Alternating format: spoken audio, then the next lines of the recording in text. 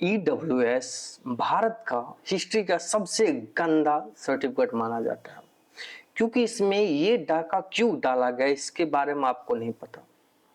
अभी 2026 में group D का मेरिट लिस्ट आया है, जो कि आपको EWS का मेरिट लिस्ट सुन के आप चौंक जाएंगे कि क्या ये ST SC से भी गिरा है, SC से भी गिरा है, शेड्यूल कास्ट से भी गिरा हुआ है EWS।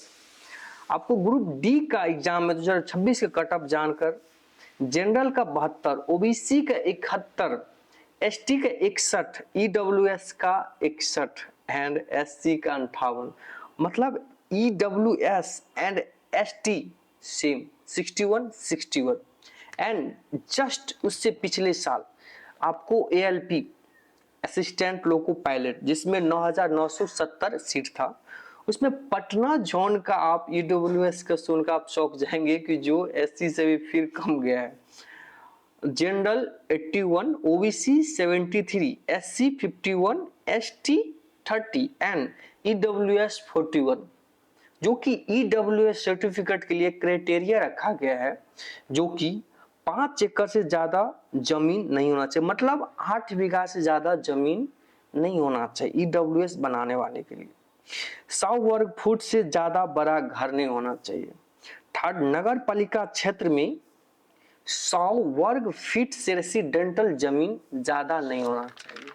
और फोर्थ, सबसे जो फ्रॉड का सबसे बड़ा हिस्सा बनता है वो ये है कि ऑल फैमिली मिलाकर आपको 8 लाख से ज्यादा इनकम ऑफ सोर्स नहीं होना चाहिए, जो यहीं पे हर एक आदमी मतलब फ्रॉड करने का और फ्रॉड भी करता है। I think UPSC BPSC engineering medical में बहुत सारे फ्रॉड हुआ है, जो कि बच्चा दृष्टि IAS बड़ा बड़ा इंस्टीट्यूट जो कि साल का 2 लाख 3 लाख रुपया भर के वो क्लास कर लेता है, लेकिन जब आता है नौकरी का टाइम, फॉर्म भरने का टाइम, तो वो EWS सर्टिफिकेट लगा के वो काम करते हैं।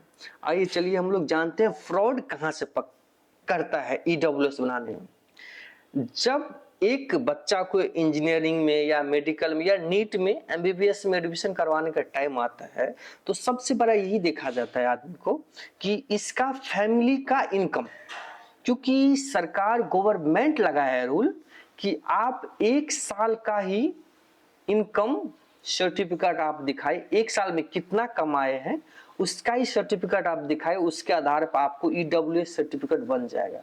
तो कंफर्म है कि अगर आप मंथली का अगर आप कोई MNC कंपनी या बड़ा कंपनी में अगर आप काम करते हैं, बड़ा अच्छा कंपनी, अगर 70-80 हजार रुपया आपका मंथली है, तो कंफर्म है आपका कि साल का आपको 10 लाख 12 लाख का हो जाएगा आपको ईयरली। सेम उसी प्रकार अगर आपका बच्चा अगर एडमिशन करवाना है या आपको एडमिशन बच्चा को अगर एडमिशन दिलवाना है, तो आप क्या करेंगे उसी टाइम में आप 6 महीना 8 महीना आप मेडिकल सर्टिफिकेट या मेडिकल हो जाएगा। So my child is eligible to EWS। Same यही प्रकार फ्रॉड होता है हर एक आपको जगह से, क्योंकि ये एक फ्रॉड का चाहे ये आपको EWS नहीं, OBC में भी होता है, SC में भी होता है। ये जरूरी नहीं है कि ये EWS जनरल कैटेगरी में होता है, बहुत सारे में होता है। और दूसरा चीज, 5 एकड़ से जमीन अगर कम का दिख रहा है कि 5 एकड़ से कम होना चाहिए, कोई बड़ी बात नहीं, बहुत छोटी चीज है। क्योंकि अगर आप जानते हैं कि फ्री सीड अभी भी चल रहा है, जो कि आप एक दूसरे को दान दे सकते हैं फ्री गिफ्ट सीड की तरह। सेम उसी प्रकार आपका है कि आप किसी भी तरीका से आप दीजिए और उसी चीज को आप फिर 5 साल 10 साल बाद आप फिर रिटर्न ले सकते, कोई ऐसे जरूरी बात नहीं है। सेम उसी प्रकार है कि आपको मेडिकल इंजीनियरिंग कॉलेज हर एक जगह इस चीज का फ्रॉड है, जो कि सरकार को इस चीज को देखना चाहिए। सेकंड चीज ये है कि इसमें ऐसा नहीं है कि ये जनरल कास्ट वाले ही दिक्कत आता है, ऐसा नहीं है कि OBC वाली दिक्कत आता है। सबसे बड़ी दिक्कत आता है कि जो गरीब है वो गरीब ही रह जाता है और जो अमीर है वो और अमीर बनते जा रहा है। इसमें जरूरी नहीं है कि जनरल वाले गरीब नहीं आते हैं, जनरल वाले भी गरीब होते हैं, OBC वाले भी गरीब होते हैं और ST SC भी अमीर होते हैं। ऐसा नहीं है कि वो अमीर नहीं है।